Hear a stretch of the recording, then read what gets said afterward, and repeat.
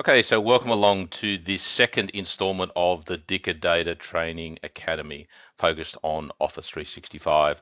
My name is Robert Crane and I am an Office 365 MVP, which is a recognition designated annually by Microsoft for the contributions that I make to the community. You can find me on the Twitter at DirectorCIA.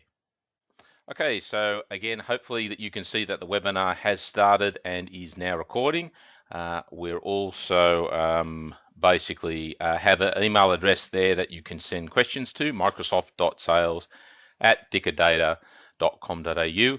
By all means, type any questions you have into the chat window that is available, but please be aware that we may not be able to get to these during the course of our little presentation. Once again, please make sure that you do mute yourself. We don't want to have any audio feedback. Okay, with that, this is the second in our Wednesday webinars. Basically, today's topic will be setting up Office 365. We'll then dive into next week migrating to Office 365, and then because it's tax time around the end of the financial year, we'll take a bit of a break for the end of the quarter and then hopefully kick off again in July. So if you want to see anything in particular, if you want to cover a specific topic, if you want some more details on some information, please make sure that you send that through to the email address that I have noted and let people know so that we can start developing contact for that as soon as possible. Okay, so just a brief overview of what we spoke about in the previous session. So we talked about Office 365 being basically a product that is not only Office on the desktop, but is also the workloads of Exchange, SharePoint, OneDrive for Business, and Skype for Business. So don't forget that Office 365 is more than just the desktop applications. It is also the server-based workloads that are available via a number of different subscription offerings. Okay, so what we have is we have basically two plan layouts here. We have on the left-hand side, we have the business plans, which are more aimed at the smaller businesses, and on the right, we have the enterprise features here. Now, remember, there are some differences between the plans here, and it's important you understand what those differences are. So they start off with Business and Pro Plus. So Business is just the Office apps and some OneDrive storage. Pro Plus is the Office apps, but also OneDrive for storage. The big difference here is that Pro Plus includes things like Access and InfoPath, is also supporting group policy, and can also be installed on an RDS server. So again, if you need that additional functionality, make sure that you go for an enterprise SKU. The next step up is just the cloud products, that is Exchange Online, SharePoint Online, Skype for Business, and you can typically bring your own Office applications to this. The Hero Suite, or the suite that is generally preferred to start off with, is the Business Premium or the Enterprise E3. These include the cloud services as well as the Office applications on the desktop. So remember, the Office applications include installation on a Mac and also installation on a PC. So the Business Premium and the Enterprise E3 include the full suite of products, but there are major differences. So the E3 includes the enterprise features like e-discovery, data loss prevention, installation on RDS, and all those sort of things. The final point to remember is that we can also purchase and install standalone applications. So we can just buy Exchange Online, OneDrive for Business, maybe Project and Visio. The good thing now is with these products is we can mix and match those as required. So we can have a few people on Business Essentials, some others maybe on E3. We can then add one Exchange Online and we can upgrade from that to E3. So again, we have a lot more flexibility around what we can and we can't do with the plans now in Office 365. So with that recap covered, let's have a look at the agenda for this session. We're going to look at creating a tenant, our initial configuration, permissions and roles, creating users, adding domains, deploying Office to the desktop, some best practices and some takeaways. So let's talk about the very first thing about creating a tenant. The first thing you'll need to do when you create a tenant is you'll need to select a tenant name. Now my advice to you is you need to select this with some care. Now, 9 times out of 10, it doesn't worry because you're using your own vanity domain and you're applying a customer's domain to it. However, remember that the tenant name you pick will always preface the .onmicrosoft.com domain. Now, you typically don't see that, but that is in the Office 365 portal. The other thing, the most important thing to remember is that what we've got here is that your SharePoint Online will be the tenantname.sharepoint.com, and this at the moment can't be changed. So what the suggestion is when you go and select a tenant name, remember that once it's selected, it can't be changed. Okay, so you're going to have to use that tenant. Now that means typically you should go to the customer and ask them for a number of different options that they would like to use, because what you may find is the name that you selected, or the client name perhaps, is not available. Somebody else has already used that tenant name and it can't be reused again for at least 180 days after the tenant has been closed down. So be aware that the tenant name is something that you get for life with the life of the tenant. It can't be changed, and my advice to you is make sure that you get a number of options from the client as to what their preferred client tenant name will be, because the first preference may not always be available. Now, the second thing to remember is if you set the region, so when you set up a tenant and you set that region to Australia, all the data will now reside in the Australian data centres. So this means that Office 365 information will be served out of the Australian data centres in Sydney and Melbourne. Customers who currently already have an Office 365 tenant have their data housed in Singapore, and that data will be migrated back to the Australian data centres from September. So that will automatically happen. There is no action to be taken on the behalf of the customer or the reseller, and that will happen seamlessly in the background. But if you create a new tenant today, that data will be homed in the Australian data centre. Now, one of the most important things a lot of people overlook is that when you register your tenant, you need to provide a third-party email address into which all the admin information will potentially be sent, and maybe do some password resets if required. So make sure that that registration email is functional and it is receiving emails. If it's a Hotmail or some other generic account, make sure that it obviously receives emails correctly and that you have allowed the Office 365 emails to get through, because if they can't get through, it's going to be very hard to establish and set up your tenant.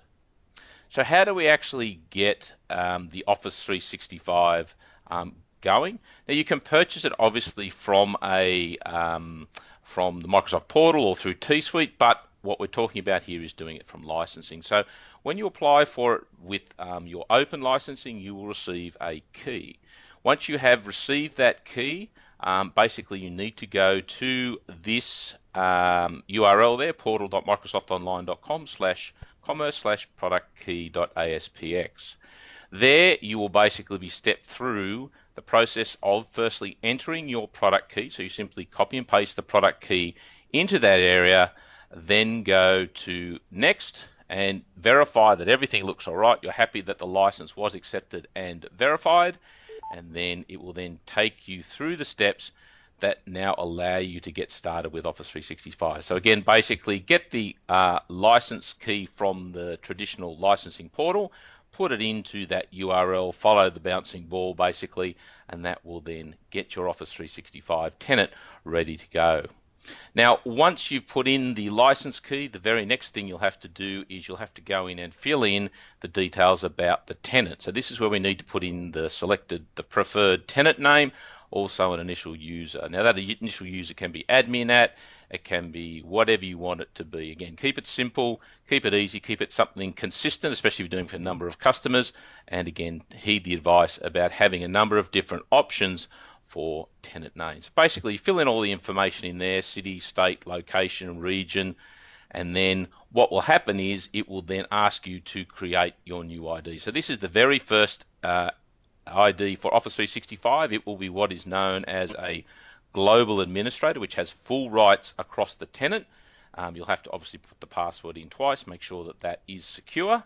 And then once you have that, that will be verified, and you can then continue on with the Office 365 setup process. Now, once you've got the admin user set up and you are then logged into the Office 365 Admin Center, you'll see that the menu system on the left-hand side, one of the options there is around the licensing. So if you select that, you'll be able to go in and look at the subscription details for the user that you've just set up to confirm that they have the correct licensing. Now in the bottom bottom right-hand corner there, you'll also notice that there is an option there to go in and put in your partner of record details. So simply click on that, and then all you need to do then is put in your Microsoft Partner ID. Now that Partner ID will be tied obviously to your Office 365 sales. You need to obviously complete the Microsoft agreements so that you're able to sell their cloud products directly. So make sure you have all of that done beforehand, all set up, ready to go. So when you put your partner ID in there, you can become the partner of record. Why that is important is because that firstly associates you as a reseller with that tenant, which means that you'll be the first point of contact generally for support. And secondly, any of the other commissions that are due to you will go to that as a partner. But obviously, if you're selling it via open, you're selling direct to the customer and there won't be any direct commissions. But if you're selling any other way, make sure you go in and put your partner of record in there. Okay, so now that we've got our tenant up and working, the next and our initial login, what we need to do is we need to go through and create our initial configuration. So what's the very first thing or the very first steps that we need to complete? So we firstly need to work out where our users' identities are going to be home. So where are our users going to get their identities from? Is it going to be from Office 365? Are we going to do DirSync or Active Directory AD services? Are we going to, for example, maybe set up ADFS? How and where are the users actually going to log into? So we need to determine that. Are we going to enable first release? So Office 365 has the ability to allow the newest features of Office 365 to be available to users within the tenant. Now, by default, the first release is disabled. But for example, Sway, which is a new presentation tool from Microsoft, has now started rolling out, and that rolls out to people who have their first release enabled. So certainly if you as a reseller are using Office 365, I would strongly encourage you to have your first release turned on so that you can see what's happening, what's going on, what products are coming. As to your customers, what you can do is if you think they're progressive and they want to use the features and they're very keen with the product, you can enable first release. And now you can actually enable first release for a group of selected users within your environment. So you don't have to give it to all users. You can select a group of users to give them first release. So these people get first bite of the cherry to see what's coming down the pipe. But remember, by default, the first release is disabled, and if you want, you can enable it. The second thing I would strongly suggest is you should create a backup global administrator. So if you've created your first global administrator, there hasn't been any licenses assigned to that user, I would immediately go in and create a second global administrator, whether that's perhaps support at or your business name at. This would be a user who, again, is unlicensed but has all the rights throughout the tenant. This may be the login that you use day to day, whereas the admin or the initial one you created is something that you basically record and lock away, give to a customer so that they have access. So remember that Office 365, you can have as many users as you want, but you are limited to how many of those users can hold licenses for the product. So you can create as many global administrators as you want. They can admin the portal for you, but only a select number of users can actually have licenses for the product. But good piece of advice is to make sure that you always have at least one backup global administrator, and if you can, make sure that's consistent with the way that you set up your organization so it looks the same across all your customers. The next question you need to have a think about is delegated administration. So what a delegated administration means is that you can, from your partner tenant, so most people who have a partner tenant probably have an additional tab called partner in the top right there, and that allows them to go in there and become a delegated administrator for their customers. Now the advantage this means is that the customer's tenant trusts the reseller's tenant or users to come in and do administration on their behalf. So the advantage of this by setting up delegated admin means that you can have your users or your technicians log in to your own Office 365 tenant, and then they can get access to your customer's tenant to perform basic administration.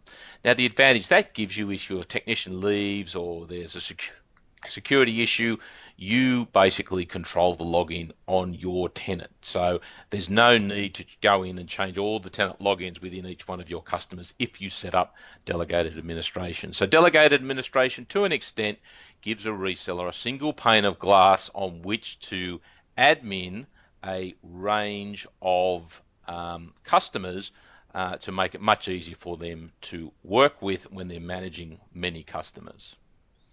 Now, the big question typically is we've got our initial configuration, we've got things up and running, but what's going to be migrated and when is it going to be migrated, and how is that going to happen? So typically, you're going to want to do emails, and then perhaps you've got files and folders, again, things like that. When's that going to happen? How is that going to happen? So you're going to bring the emails across first. Are you going to start with a dial tone email and then maybe import PSTs? Now that you've got the tenant up and running, you need to start thinking and planning as to how we're going to actually get the data from the customer's existing system. Now, is this going to be a cloud-to-cloud migration, maybe from Gmail to Office 365, or is it going to be from on-prem, like an on-prem Exchange server or small business server into Office 365? Importantly, don't forget about the file data, because also we're going to need to migrate things to SharePoint team sites, OneDrive for Business. Again, that's all going to take time, and it's all going to depend on the bandwidth that you have available. So keep all that in mind as you are now setting up your tenant.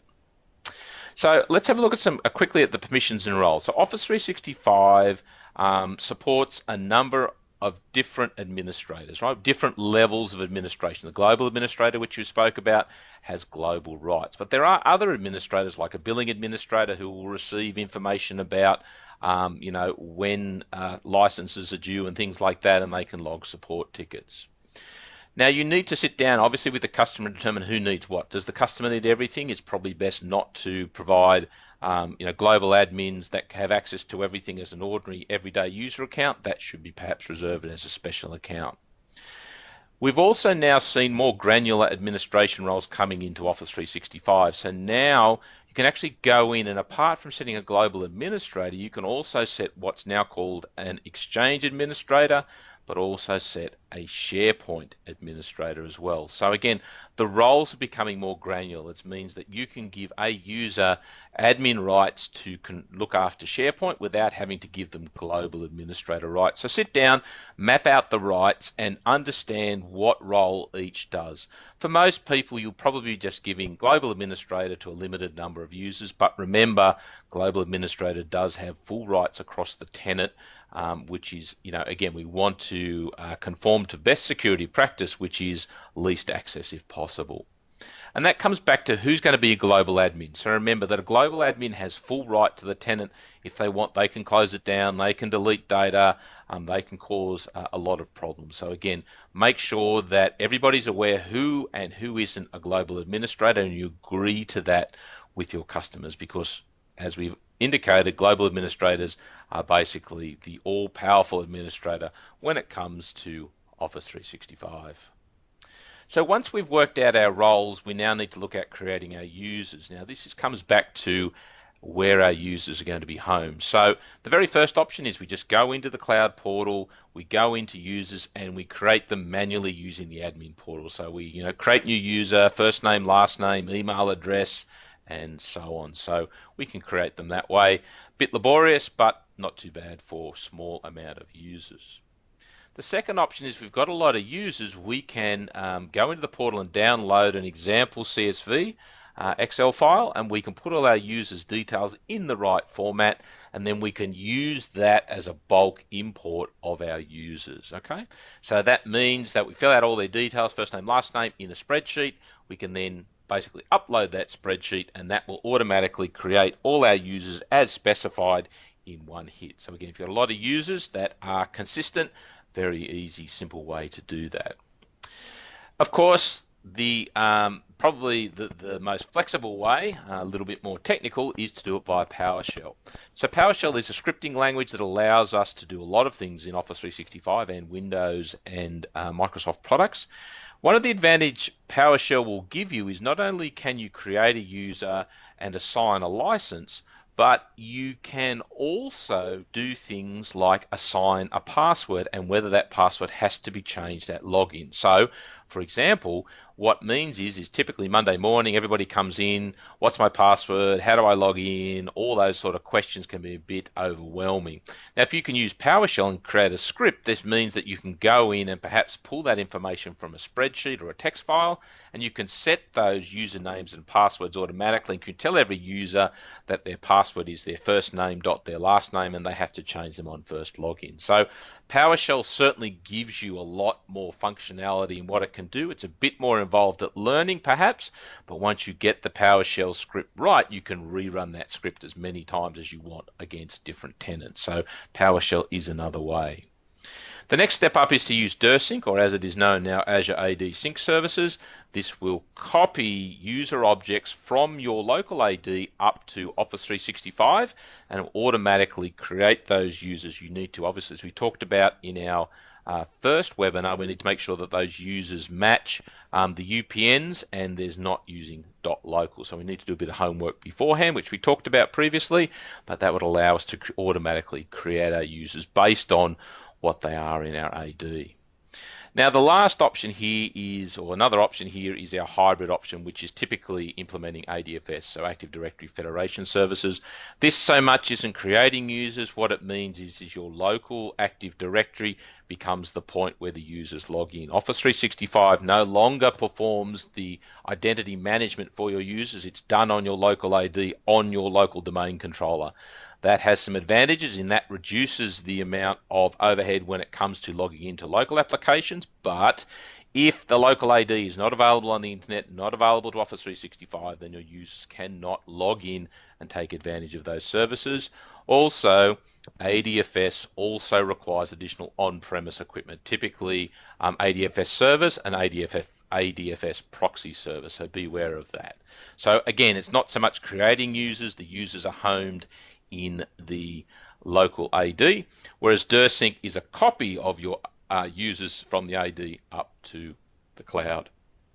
The other option here is that Windows Server Essentials has a role that allows you to add on top of the Windows Server that can manage the Office 365 for you directly using a GUI tool. So again, this is a special case for the Microsoft Server and Microsoft Server Essentials. That role can be added to lots of Windows and can manage Office 365 as well, create users, delete users, change their passwords. If you want to manage it all from the server, you can certainly do it with Windows Server Essentials. Now, as I mentioned in a number of cases, note that not all methods of creating users applies licensing. So for example, DirSync will certainly create the users, but it will not automatically apply a license to those users. You need to go in and do that manually. Again, PowerShell may be a good option to do that. The reason that licenses aren't applied for something like DirSync is that you may have a number of different types of licensing that applies to different users in your environment. You need to select which users get which license. So again, just be aware that not all methods of creating users will automatically apply a license to them. So once we've got our users up there, we also need to think about adding our domain. So the way we add our domain is that we firstly set up a TXT or an MX record, and this will then allow you to verify that you actually own that domain. So you typically need to go into the domain, create a TXT record, go back to Office 365, and then it will then test to ensure that that TXT record is there and it matches, and that will verify that you own the domain. Once you have that done, then you need to put all the additional records for Office 365. Now you can do that either by changing the name server and pointing it to Office 365 and letting Office 365 manage your DNS, or you can just as easily use your own external DNS service. If you use your own external DNS service, you will need to put in all the records manually. You will also need to verify that they are correct. The other thing also is if those records ever change or need changing, you will have to do those manually, whereas if you let Office 365 manage it, it will take care of all the changes. Now, the Office 365 DNS management is not something that you will basically have any access to. You basically change your name service to point to Office 365, the name service it gives you, and there's not more that needs to be done. So again, if you need to have additional records, if you need to have some additional control, perhaps you want to have a management service for the DNS, then you need to look at an external DNS option. But both are definitely supported by Office 365. As I mentioned, if you've got an external DNS, you're going to have to configure the appropriate records. And one of the big issues, stumbling blocks that I see, is the auto-discover record. So a lot of people who have on-premise Exchange servers have an auto-discover group policy item that is pushed out to all their workstations, meaning that Outlook continues to look for the local Exchange server even when it's not there. So during all of this, the thing I would mention that you need to make sure you are very aware of is that auto-discover is pointing to Office 365 and not to some non-existent on-premise Exchange server. Then once we've done all that, we push a button and it verifies our records. If everything's good, Office 365 will come back and give us all the green ticks and say that yes, your DNS is now correctly configured for Office 365 and you can continue on. Now, you just need to repeat that process for any additional domains. So if your customer's got 3 or 4 domains, you need to, again, go and add the TXT record or memex, verify it, add the DNS records, and verify the domain the second time, and then you're done. So again, remember that you need to repeat this process for every domain that you're bringing into Office 365. Office 365 can have as many different domains generally as you need to manage, so it can manage multiple domains for you. And once you've set up your domains, you can then go in and swap your users from an on Microsoft account to a domain name. Okay, so they can log in now as fred.smith@mydomain.com.au. So Office 365 allows you to change those users' login, and remember they log in via an email address. Okay, so remember the final point that I'd point out for a lot of people, don't forget that a lot of customers have websites that point to third-party locations. This is typically where resellers end up with a lot of frustration when their external DNS is maybe managed by a third party. Don't get caught in the reverse where you go and set all the DNS records or change them or point them to Office 365 and then forget that the customer has an external-facing website hosted in some other location. So remember that the majority of records will now point to Office 365, but you still may need to configure things like web services to a third party. So keep that in mind as you're working with DNS. So once we've got that, typically the next thing we want to do is look at deploying Office, the Office desktop client, out to all our workstations. Now, the very first thing is make sure the desktops meet the minimum requirements. Make sure they're patched, make sure they're updated, make sure that they have the amount of RAM, the amount of disk space that's required to go on to, for the software to go on to. Now, the first way for you to deploy, or the customers to deploy Office, is to just use the portal. They can log in to the Office 365 portal as themselves. If they have a license for the desktop software, they can then go into settings, into software, click a button, and they will get the click to run installation streamed down to their machine and installed on their workstation. Now, it is possible to do a side-by-side installation of older versions of Office. The only caveat is Outlook cannot be done side-by-side, to my knowledge. So again, if they still need side-by-side stuff, you can do that if you are so inclined. And the big thing I've seen is typically Monday morning, everybody logs into Office 365, everybody wants the newest version of Office, so they then go and all start the download at the same time, and everybody's streaming lots and lots of downloads at this point in time. So again, just be aware that Office, even though it is click to run, is efficient on bandwidth. We talked about in our initial webinar how important bandwidth is. Again, it's very important to reinforce here that probably you don't want everybody installing Office streamed down immediately 9 o'clock Monday morning, so keep that in mind. Now, as a reseller, you've got more control over the ability to deploy Office to the desktop using something called the Office Deployment Toolkit. Now, that basically supports a network share, so we can run that. That will download a single copy to a network share. You can then configure an XML file to determine what products to be pushed out, the versions, how you want it controlled, whether you want updates done from the internet or back to the same network share. So again, as an administrator, if you're managing a lot of desktops, need to investigate the Office Deployment Toolkit. Not particularly difficult. There's plenty of documentation around configuring the XML file. Now, if you want to install on an RDS server and you do have the enterprise licenses, not the business licenses as we talked about, you need to, again, use the Office Deployment Toolkit. What this allows now is you no longer need to have specific ISO media to install or stick in your terminal server. You can basically use the Office Deployment Kit to download to a network share, modify the XML file, and then install on your RDS server just as you would. So again, that removes the requirement of having to have ISO media, and all be done through an Office 365 streaming media. And remember that group policy, if you're looking to do admin and roll it out to many desktops, group policy control is only supported with Office from ePlans. Okay, so the business premium and the business plans that include Office don't currently support group policy control of Office. You need the enterprise or the ePlans to achieve that. So as we're getting towards the end here, let's wrap up and do some let's do some best practices. So the very first thing I will tell you is PowerShell, PowerShell, PowerShell. It is so important to automate so many of the processes. Yes, it's a pain to set up. Yes, it's a learning curve. But at the end of the day, once you get the PowerShell correct, you can reuse it many, many times over, and you'll know it always give you a consistent result. The thing that I tell resellers is that it's very easy to become a PowerShell expert. You just need to be able to copy and paste. So there's plenty of scripts that are already out there on the internet that allow you to achieve a lot of this initial setup, a lot of this initial running, and it's done using PowerShell. So the very first thing I'd say, learn PowerShell, implement it. It's going to make your life a lot easier in the long run.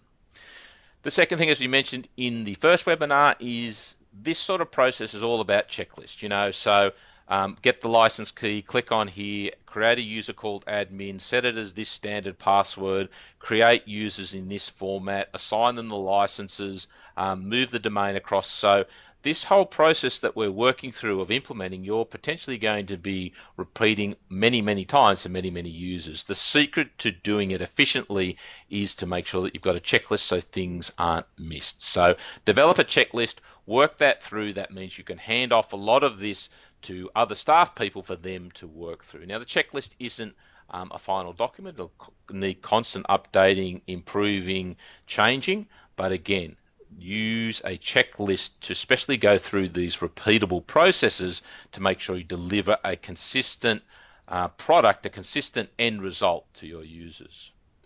As I mentioned before, auto discovery is the key DNS record, or the key issue I see trip up a lot of people who have already an Exchange server on premise. So typically there is a group policy item that is pushing out an auto discover record that points back to an on-premise Exchange server. So how are we going to handle that? Is that being removed? Is it being deleted? Even if the Exchange server is removed, that group policy auto discover item may not be deleted. So make sure that if you are getting issues with your Outlook clients connecting to Office 365, they aren't looking at the local auto discovery record, which is pointing to a local non-existent Exchange server. So be very wary of your auto discover record. Now, we've talked about implementing, we've talked about migrating briefly, we've talked about user homing, we've done all these sort of things, but what we haven't really talked about is how to create a user adoption strategy. The reality is most users are not technology people. They are not going to take to this natively. They are going to need some assistance on how this is going to be handled. The changes involved, how to log in, how to do the basics. For them, it's a huge change in their environment, and that can be very threatening and overwhelming. So again, come up with a strategy, a number of links, a step-through process, training beforehand, video presentations, whatever it needs to be, because the success of any Office 365 or technology implementation comes down to the user adoption. If the user doesn't use it, or the user struggles, or the user has problems, that's going to be more work, typically for the reseller, more work to bed down, and is also going to create more angst, which is difficult to overcome. So having a pleasant and good experience with the product on migration is all about creating a successful user adoption strategy. And once you create that strategy, you can apply that to customer after customer after customer. Okay. The important thing now is to make sure that the customers adopt the technology, not just use email. Make sure they're using, if they've got access to SharePoint, OneDrive, Yammer, all these other tools are now available to them. Your adoption strategy should include the full range of this. Now, the advantage there is, as a reseller, that will give you the opportunity to generate more revenue, to give them information about the products, how to utilize them, how they should work best within their business. So again, success, I feel, is very much about creating a user adoption strategy.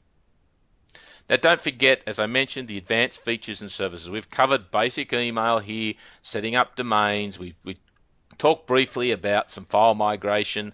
There's SharePoint Online, and there's also OneDrive. But don't forget things like Yammer. Yammer is now included in all plans. Yammer is a technology, a real change in the way a lot of businesses work. It gets them away from email. It gets them sharing socially. It gets them more interactive.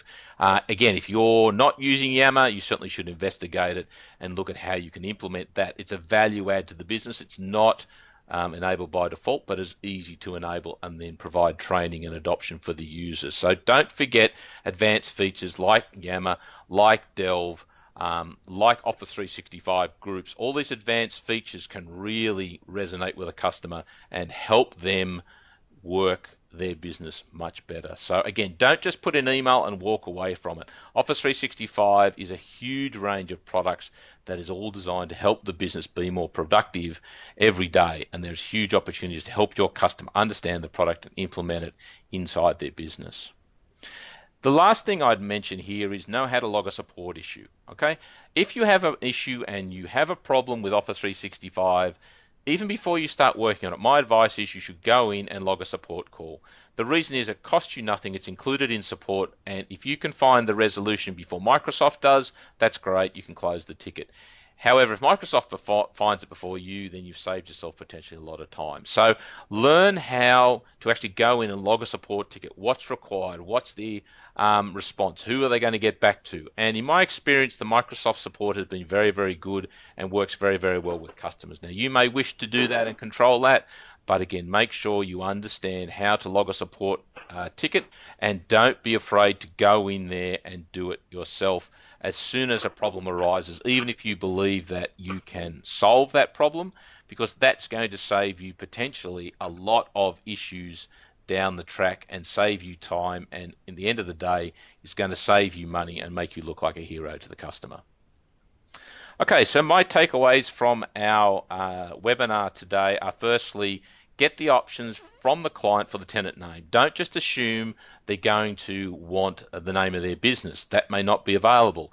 Don't just assume, therefore, that they're going to want the business, -au or some other, or 123. Go in and ask them maybe for 3 to 4 different options for their tenant name in case the first option is not available. Put the emphasis back on them. Don't you make the decision for the tenant name. Make sure that the tenant is the one, the customer is the one that chooses the tenant name.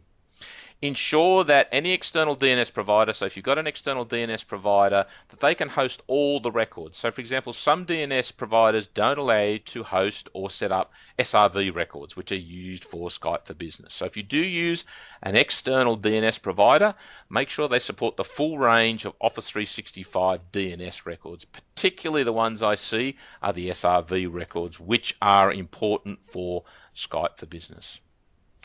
As I've said a couple of times, PowerShell is your friend. If you're not into PowerShell, you don't have to be a low-level programmer. You just need to understand how to set it up, how to work with the environment, and start building a library of scripts that you can use and reuse over and over again. PowerShell allows you to do automation. This is how Microsoft manages all their data center environments, all through PowerShell. PowerShell is the choice of tool for IT professionals, and you really need to know it. So spend some time, start building up that library, and start using PowerShell and make it your friend. It'll make sure that your life is so much easier. Investigate the Office Deployment Toolkit for large rollouts. If you're rolling out a lot of Office on the desktop, or you want more control, or you want group policy, have a look at the Office Deployment Toolkit. Implement it in your business, use it with your IUR rights, get familiar with it, understand how it is, document it, and get the scripts working for your business and make life a lot easier.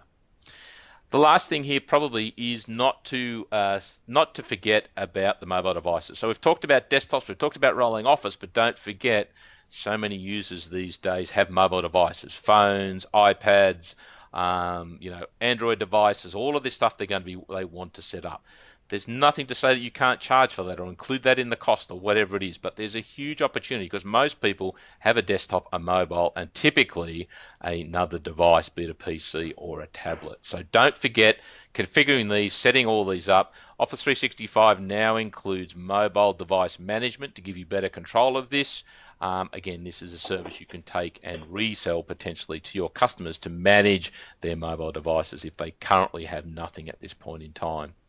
And the final point I'll say is don't neglect user adoption training. Don't just migrate the data, give the users the login, and then run out the door. The user's going to have a problem. Be there, help them understand the product, show them what's possible, get them working in the web and on their desktop, introduce them, show them Yammer, explain to them what Delve is, an Office 365 video. They may not use it, but make sure they're aware of all the products. Come up with a strategy that will, again, limit the questions and make sure that all the users are comfortable using this new technology. The sooner they're comfortable, the easier it's going to be, the quicker the deployment goes, and the more benefits you're definitely going to see. So make it a good experience, and that means a little bit of work up front to have a process of working through the user's adoption the first time that they go to log into this system.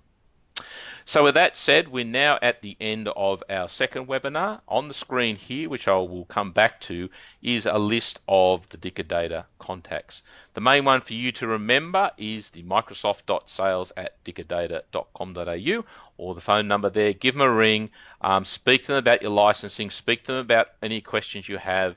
They're there to help. They're there to make your life easier. Don't try and do it all on your own. Again, they're providing this service to educate resellers. And if your questions go beyond what we've covered in these webinars, make sure that you contact Dicadata and ask them for assistance. So some resources for you. Again, the slides will be available after the fact. Here's a link to set up Office 365 for Business for the admins. This is how you can manage Office 365 using Windows Server Essentials. The Office Deployment Toolkit link is here. That'll take you in and show you all the bits and pieces and all the options that you've got when you want to set up Office using this deployment kit.